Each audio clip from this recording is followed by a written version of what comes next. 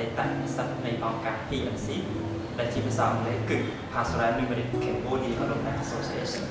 PNCAA គឺជាសមាគមរបស់អតីតនិស្សិតនិងនិស្សិតបច្ចុប្បន្នរបស់អង្គការ PNC រយៈពេលប្រមាណឆ្នាំកន្លងមកនេះ PNCAA បានរៀបចំដំណើរកម្សាន្តសប្បុរសធម៌ជួយទៅដល់សិស្សានុសិស្សក្រីក្រមានដូចជាឆ្នាំ2013សមាគមអតីតនិស្សិតបានរៀបចំដំណើរកម្សាន្តសប្បុរសធម៌ជួយទៅដល់សិស្សានុសិស្ស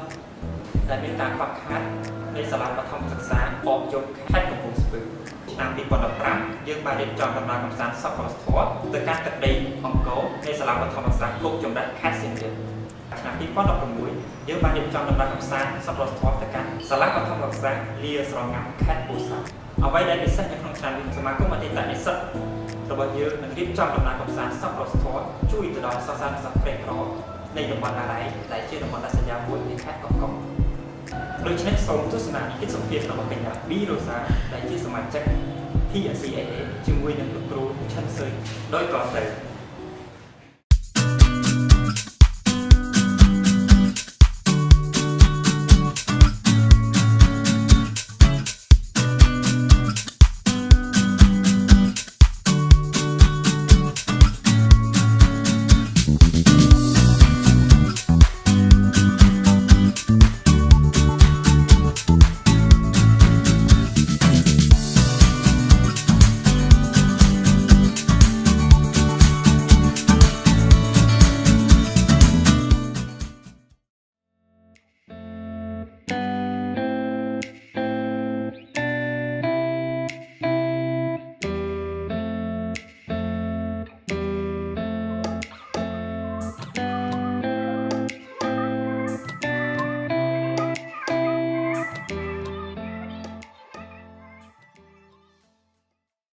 ជំរាបសួរខ្ញុំឈ្មោះហ៊ុនអាលីនរៀននៅសាលាអនុវិទ្យាល័យថ្មដន្ទៅខ្ញុំរៀនថ្នាក់ទី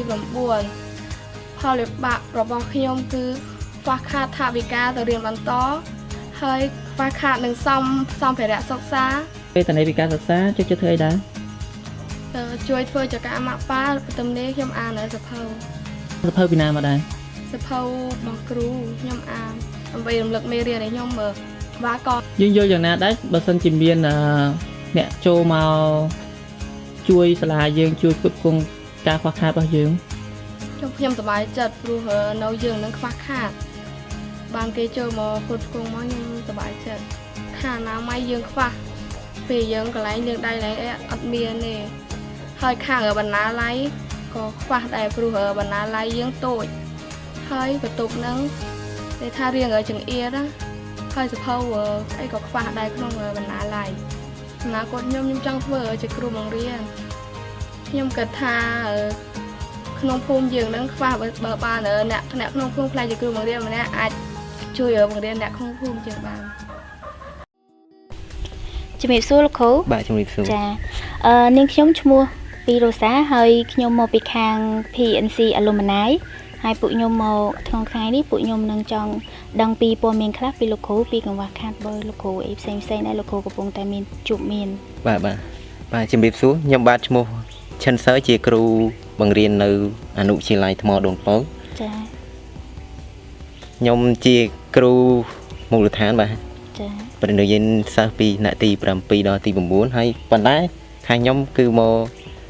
ធ្វើការនៅនេះអត់មានសាលាតខ្លួនឡើយតែគឺជ័យសាលាខាងបឋមសិក្សាថ្មដូនពៅមកបង្រៀនចាពីថ្នាក់ចឹងមានន័យថាមានសាលាបឋមសិក្សានិងសាលាអនុបាទអនុដែលមានចូលជាមួយគ្នាចឹងចំនួនសិស្សប្រហែលប៉ុន្មានដែរលោកគ្រូចំនួនសិស្សប្រហែលទៅខាងបឋមប្រហែលទៅ90នាក់ហើយអនុ50នាក់បាទចាហើយរួមទាំងសាលាឧបសម្ព័ន្ធនៅភូមិកោះមួយទៀតប្រហែលទៅ68នាក់អូគាត់68នាក់បាទចាចឹងហេតុអីបានគាត់អត់អាចមករៀននៅក្នុងសាលានេះជាមួយនឹងលោកគ្រូដោយសារតែបញ្ហាពិបាកក្នុងការធ្វើដំណើរឆ្ងាយហើយទីប៉ះហើយណាមួយបញ្ហាសិស្សក្រីក្រដែរបងខ្វះខាតជីវភាពចម្ងាយប្រហែលប៉ុន្មានដែរលោកគ្រូប្រហែលទៅ6គីឡូដីបង6គីឡូដីណាឆ្ងាយចាអញ្ចឹងមានន័យថាសាលាគឺមានពីថាឆ្ងាយពីគ្នាគឺគាត់អត់អាចមករៀនជាមួយគ្នាបានទេព្រោះដោយសារតែឆ្ងាយពីគ្នា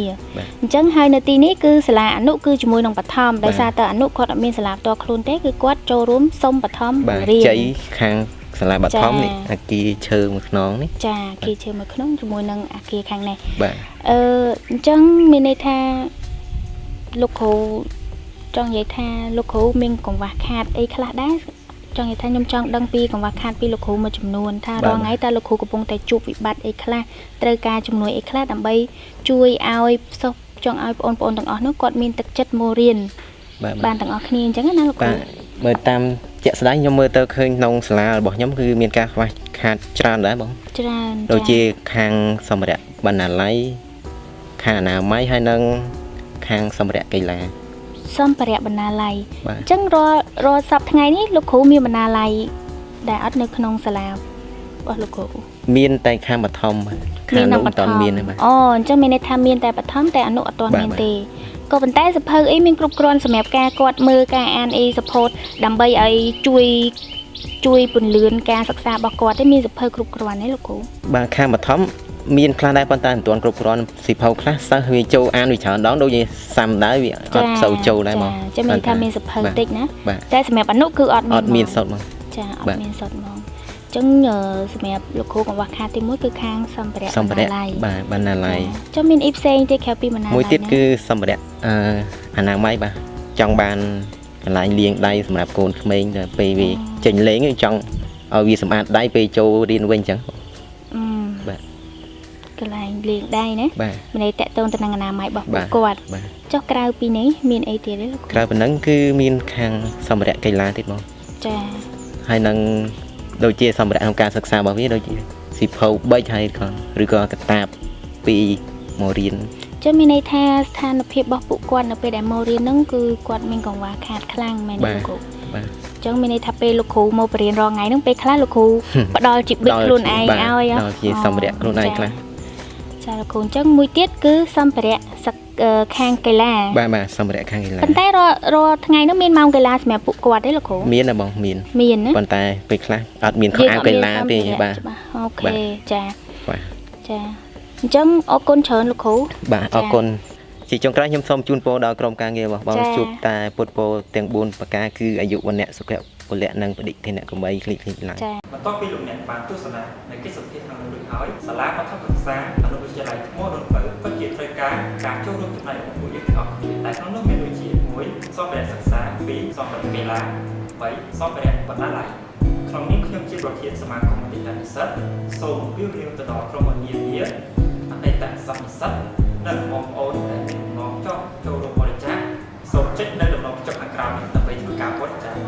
សូមអរគុណសូម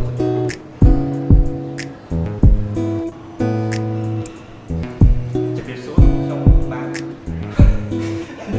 លោតទីណា អាហ្នឹងគេមានកន្លែង